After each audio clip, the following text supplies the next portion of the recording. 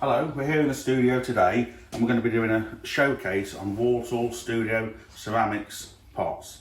I'm lucky to be joined by David Jones, the owner of Walsall Studio, and behind us we've got a selection, an assortment of his pots, an assortment of my trees that are in his pots. I've known David for many years. He's one of the top potters in the UK, very prolific, making bonsai pots, high quality, some custom made, all unique pieces, and very collectible and sought after by bonsai enthusiasts throughout the world. We're going to talk you through some of the pots, tell you a little bit about them and give you an insight into his work and also how his work is used with bonsai in the UK.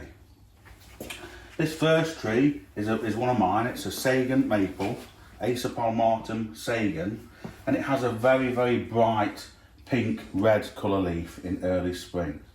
And this pot here was one that I commissioned from David particularly for this tree. Done about 5 years ago. It's potentially wanting a slightly larger pot now. I could see this wanting a pot that's maybe a couple of inches longer, so I'm going to have to negotiate later for perhaps a new deal on a new pot for this tree. Can you tell us anything about the actual pot itself, David? Yeah, well, the colour when we were looking at it originally was to go with the red. There's certain things that have been done with it. The fattening the rim up or making the rim slightly wider, which will shrink some of the height of the pot visually, bringing the glaze line up again to hopefully make the pot look a lot lighter, and then this, because we built it for this pot, will be somewhere on the trunk's thickness. It doesn't all just jump out at you, but it's just all the little details in there. There's quite a few subtle parts about this pot, and this lighter colouring through the blue here picks up the sort of ghostly pale colouring of the bark of the tree, and it's one of my favourite tree and pot combinations for that reason. Yeah. But if I order a bigger pot off David, he's going to have to replicate this. He's got to do it. He's got to do it at least as good as this, if not better. He did this one 5 years ago. He's got a bit better. A bit more practice by now, hopefully. Yeah, better since then. Then we've got a selection of his other pots. So just get him to. This is a new one. This was one that's come out of the kiln in the last couple of weeks. Again, this was a commission for here. And it was for an orange colour, so to darken the base much more, to give it a contrast with the glaze. But rather than having it as a flat colour, if you look closely, there should still be little bits of interest and not a completely uninteresting flat surface. So that's what we were trying to go for then, and hopefully that's worked. Got another one here. This is a really old pot. This has got, well, we've got some of the stamps on it. All of the pots will say Walsall Studio Ceramics. DJ for me, David Jones. This one, KJ, my dad, Ken Jones. Well, he died 10 years ago, so that will age that past 10 years. So this is one that we both worked on. He was a potter and he taught me. We've got another stamp here. This is EG, Esther Griffiths. Some will have MJ for Mark Jones, who's just retired. So for those of you that are into handmade bonsai pots and you're collecting a few Walsall pots, it just gives you an insight into who actually made the pot or who it was collaborated with, give you a little bit of the history about it, and it does help you to age some of them to certain periods of bonsai in the UK. Indeed. This tree here is a Japanese larch. It's in my collection. It's actually the tree I've owned the longest. I've owned this tree for, well, let's say over 40 years, since I was about 6 or so. And this tree used to be an upright tree grown from a seedling, and at one point in its life rabbits had nibbled the bottom of it and it had sort of rotted away and it fell over in its pot. And about 10 years ago, because of that, I sort of wedged it over and we've inserted a piece of Ibagawa rock next to it. So it's not strictly speaking a root over a rock, but it's a root near a rock. That's about as close as it gets. But it's evolved and changed over the years.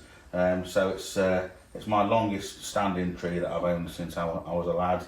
And this is in a pot that I bought from David a few years ago.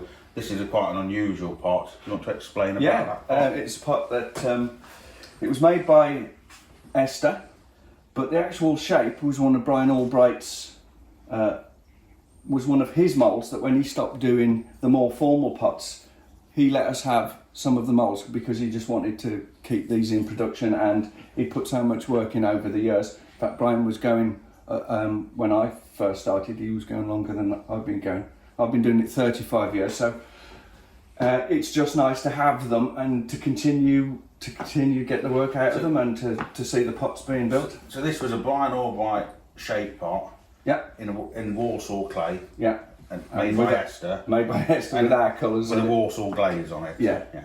So yeah, it's nice to see them all continuing. Okay. And a lot of these selections of pots in here that have come out of this far in will be going on the website in the next few days or so. And some of these special ones, these are new glaze that David recently formulated and been trialling, come out very, very nicely. You can see a lot of trees in something like this sort of soft, olivey, greeny, grey with this this sort of dribbling around the bottom, different colour around here, very nice. You can get a little, you can see a sort of cascade crabapple in that, pyracantha, cotoneaster, something with some flowers, fruit, maybe a Satsuki azalea or something like that. So there's a few nice pots coming up, becoming available. It's nice to see some movement in the glaze where they melt. You don't want them sticking to the floor because they'd absolutely ruin them. But you get the contrast between the dark, the clay body here, where what's this sprayed with oxide here? It's painted with metal oxide on yeah. the feet to darken them down, and often it's that little bit of metal sometimes near the bottom that starts the bottom of the glaze. It just fluxing a little bit more and moving, and in this as well. It's just to get the glazes to be not too flat. Yeah, and it lifts them against the... It does indeed, and it's just nice to be able to pick a pot, and the more you look at it, the more there is in them. Yeah. This next one is contorted hazel that I've been working on since the beginning of this year. It's one of our first YouTube videos when I styled this and we enhanced the deadwood, and we potted it at the time into this pot, Walsall pot. And this is quite unusual. Do you want to tell us a little bit about this pot? Yeah, well, again, it was one that you'd commissioned just for this. This is the unglazed red clay that's on the surface of this pot, but the texture's been built in to complement the holes and the carving in the tree, and then they're darkened to give it more contrast. So that was, yeah. This is all about the texture of how this works with this deadwood. You know, if this pot, you know, this next pot here, a beautiful pot, yeah, and a glaze like this could work with this bark as well. But this cragginess is what it was made for, to complement that tree. So it's a nice ambience the way that the pot matches with the tree, and it gives you a little bit of a nicer composition. But again, it's all these subtleties when you're matching pots to trees that as a beginner, you know, a lot of people aren't aware of it, so it's always worth mentioning, you know, as you follow your bonsai career through, and you learn more about bonsai pots and become more important as a composition of your trees. I've got a few little primitive style pots, little glazed ones at the back here on the stand, and a lot of people are using these for accent plantings, accessory plantings, growing miniature hostas or ferns and things like that in them to complement their trees when they're on display at shows and exhibitions. And also a lot of people buy these small size ones just because they're beautiful little knickknacks, and just they buy them just as such nice objects to have. Yeah, these are made by Esther, all the accents that we have, and they've all just made one off, and she's absolutely brilliant at this. So they're amazing. Yeah, they are so very, very good. Absolute bags of character on a little pot like this. Look, it's not just, you can't even see from back there, but if you look closer, you've got all different colorations in the glaze here, and this shell-like finish. That's been built on as well. That's built on by coils of clay. That's got the Walsall stamp and an E star. That's an E star for Esther. She's got a couple of different stamps. Beautiful. That's just greedy though, having more than one stamp, Yeah, I believe. yeah. This is a new colour that we've been working on as well, that had come, well, I was quite pleased with it. And what's nice with this that I'm starting to try and get into the glazes is this sort of pinholing or orange peel effect. And again, it's just a nice texture, because when you pick up the pots, your fingers give you a lot of the information, or your hands, just the weight of the pot, how it's built, that it's all nice and smooth. It's just... And you get the depth to the glaze, don't you, as well? In these pinholes, it's darker and lighter. It just breaks up the surface. It's all about not having the surface. And in this particular one, because when we glaze them, we actually roll them through the glaze, and that's just where it has got slightly thicker, and as I must have turned it up, it's just pulled down there. But you couldn't do that consciously and get it to work, but being slightly offset and you couldn't dark up, no, not replicate it. Yeah, it's why they're all unique pieces, they're handmade. Hopefully, yeah. This is a Satsky azalea of mine, a Corin, a rhododendron indicum Corin, and this pot was made for this tree. Before this pot was made by David, it was in an unglazed pot of the same sort of style, and I commissioned one, same sort of style. Wants to have quite a lot of depth for this rhododendron, with a wide lip on it and this beautiful blue glaze. Well, this is bright pink flower in summer, so it's really what we're going for here. We're not looking to match anything, we're looking to get contrast with the flowers, and that's what this pot gives us. And it's quite a large size pot, that one is. Yeah, that's about the biggest round pots we ever used to do. I think that's about 19 inches. Again, what we've done, because it's is to bring the sort of trunk thickness to the glaze, bring the glaze up a little bit to make the pot hopefully look lighter. And again, if it was a sort of 5 or 6 inches of flat blue colour, it wouldn't be as interesting. So having another glaze or these soft white colours breaking through, it just softens the whole pot off. And again, that's the same glaze as the Sagan, the first pot that we showed you. But on the Sagan, it is a little bit lighter. Yeah. So it just shows you the variation. Yeah. You know, it can't be necessarily exactly replicated. No, the glaze is exactly the same. So the chemical composition of the two glazes is the same, and that will be just done by the kiln on that particular day, or maybe even the thickness that the glaze has gone on will make the difference. Yeah. This was a new glaze as well. That had come out in the last, and this one I was, well, I suppose, particularly pleased with, if you're allowed to say that. But it had come out. Again, we've got the little bit of melt at the bottom, slightly darker colours, a little bit of pinholing, and we've got even a sort of glassy green colour to the top, where the glaze has gone on a little bit thicker and melted through. So. Is that just a single glaze on this then? Yeah, that is. Because you've got quite distinct, like a lighter sort of biscuit base with a sort of subtle, soft jade green on the surface here, as it's been fired and separated, and like you say, with it sitting on the lip there. Yeah, that's the thickness that's done that, and that's the heat that's done that. Maybe that black line at the bottom has melted the bottom bit, but that is, and the colour that's made that is, you can just see it's copper. The best thing with this pot. It's already got my name in it, look, you see, so that's good. That was, yeah. That's good, it means it's not going anywhere, doesn't it? Yeah. Indeed. We've got a selection at the back of little marmite pots on a little display table. And that is the same glaze as that, but that one has got slightly darker in the centres. And again, these small pots, some people will use them, and some people will just buy them for aesthetic reasons and have a little display of them like that in your house or in your bonsai studio or your man cave or whatever like that. Beautiful little display of colourful pots. You know, I think with little pots like this, I love to buy pots like that to display, and it's just owning them is just as nice as actually using them. Yeah. You know, I've got some of David's pots like this that I probably bought 20 years ago and haven't got around to using them yet, but you just enjoy owning them, and such a nice display. I've got pots from everyone. Every time I go to a show, I'll see something that I've just got to have, and you just sit and think, that is fantastic. And that's it, and just take them home and look at them. That's what I do with my collection of bonsai pots, is all the small ones. Yeah. I just see them every day. Yeah, and these are quite easy. You know, we'll have these for sale in the shop. We'll put a few on the website. They're quite easy to post out to people, so that's a good way to get a little collection of Walsall pots together. Maybe if you're interested in doing something like that. This is Cedar of Lebanon that I've been working with for a number of years, and had this pot again made by David for this tree.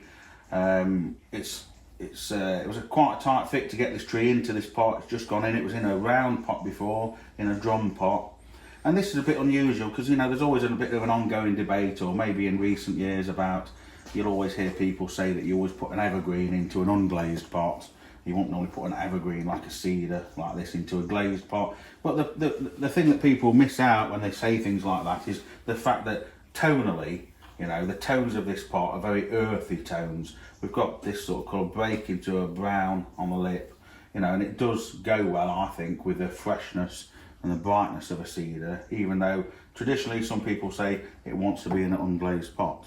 Now, potentially this tree, you know, it could have gone into this pot as an unglazed one with the texture that the hazel is in, because we've got this texture on this pot. It might pick up well with this cragginess of the bark, but because this has got a rock next to it and this soft fern, it's died down a bit now at this time of year. But when this fern's out in summer, and I really do like it in this pot, but again, I think in the next couple of years we're going to need to make this pot a little bit larger. I don't know if My that's back's hurting. I don't know if now that's just thinking about. I don't know if that's a service you offer, where they can just stretch this a little bit, just a couple of inches. I think, yeah, we could probably make. I'm sure we could make something for that. And I know I can remember building this particular pot because it was so deep. It was just trying to find ways, sort of visually, to make this pot look lighter.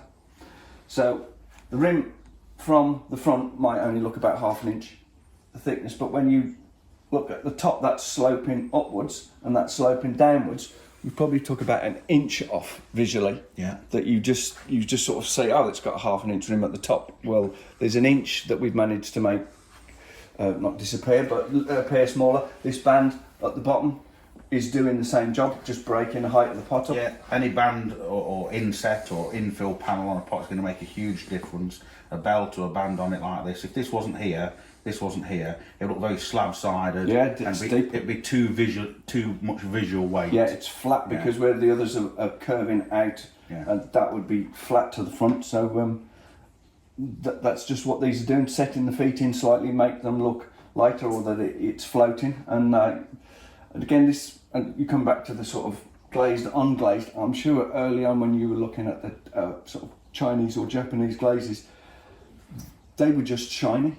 They just shiny. Yeah. So whereas the European glazes have often been a lot matted, a lot softer, and I think that is more useful. It blurs the line, doesn't it, between a glazed and an unglazed pot, whereas a lot of the more commercially produced Japanese pots that we used to get in the UK 30 years ago, you could get it in unglazed, cream, blue or green.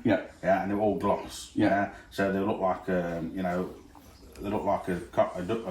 door on a car. That's just it. a bright gloss. And a lot of the subtlety of these glazes, particularly in handmade pots, to me, the subtlety of the glazes is one of the main attributes of a handmade pot that you can't find on pots that are commercially produced. No, because they'll invariably just spray the colours on and they're going through a kiln that is going at a constant pace with sort of scientifically, it's all exactly the same, which is what they need them to do. They don't need them to fail or run all things, because occasionally we will have one of the pots, it will run too much, stick to the shelf, and it's of no use. Well, they're not going to do that commercially, but it's the price we pay for getting some nice. But also in a handmade pot, you can have like a run or something that enhances it, whereas somebody that's doing it commercially might see something like that as a defect. But to us, it's the beauty of that pot. Absolutely. It shows it's handmade by a craftsman. It's not coming off a production line, and it won't ever happen again. You can even use these, because this is done by painting, roughly painting wax on the bottom of the pot. But if you're making a pot for a tree, for example, and the branch goes in a certain direction, there's no reason why that can't be mimicked.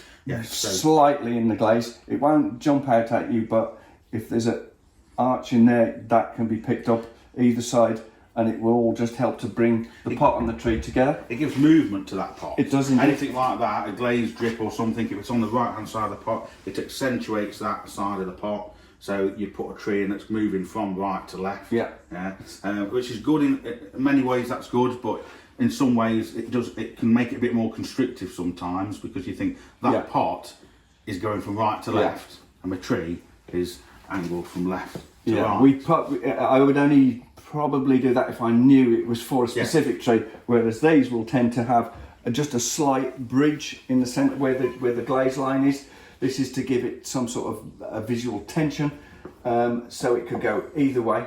Also with these, an oval pot like that, obviously worth mentioning, with an oval or a rectangle, you've got two sides to this pot. You've got this one or this one, and again, they can sometimes be very consistent. They can be quite different. Indeed. I've got a pot that's considerably lighter on one side than on the other side. But an oval like this, we've got two sides, but we come along here to cascade pots, look. So here on a cascade, obviously we've got 4 different sides. And when I placed this one down for exhibition, I chose this as the front because this looks like shooting stars with these drips down here. I consider that, personally, the front of this pot. But each side is different.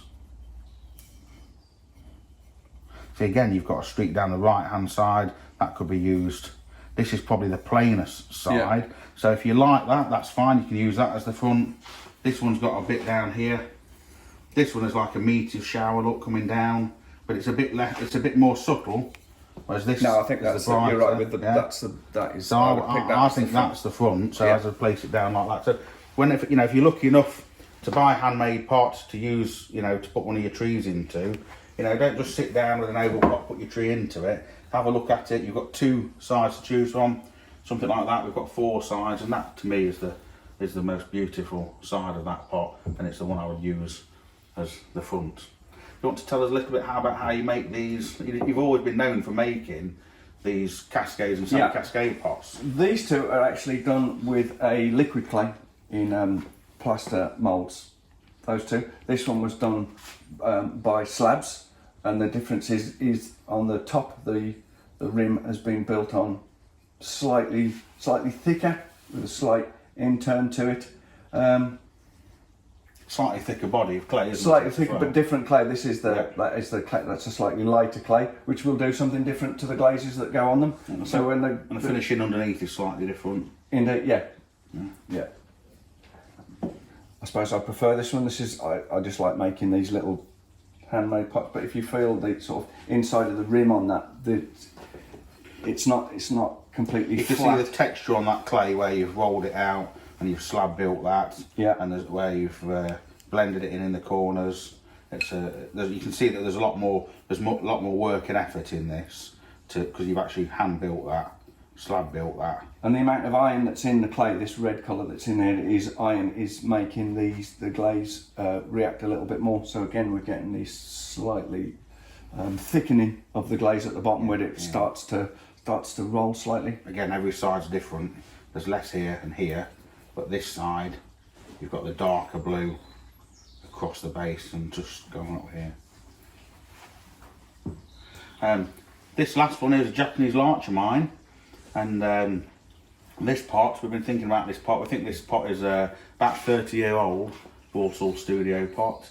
Was that you'd signed that, hadn't you? Yeah, was that this one is of yours? one of mine. This is one of David's that he made over 30 years ago. So he still wasn't bad at it even back then.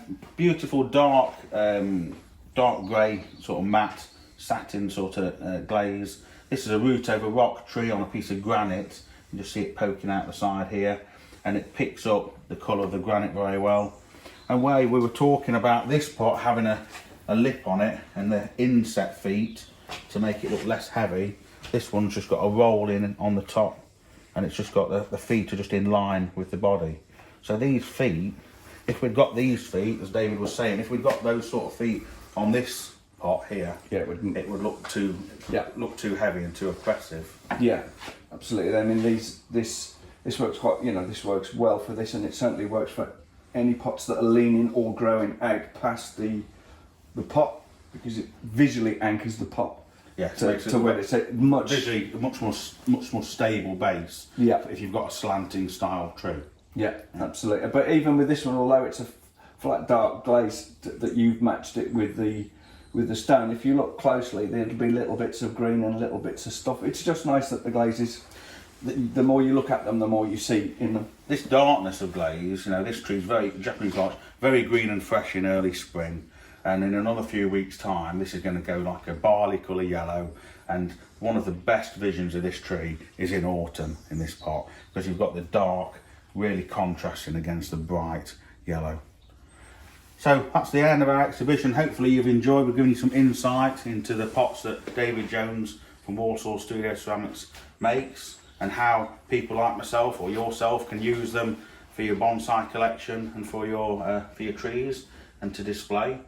If you haven't done already, please give us a like and subscribe to our channel so you don't miss out on any more of these videos that we're going to be doing.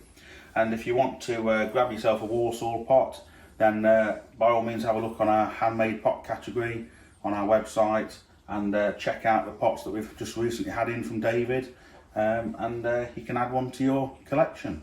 Thank you very much and take care. Thank you very much, David. Thank you very much.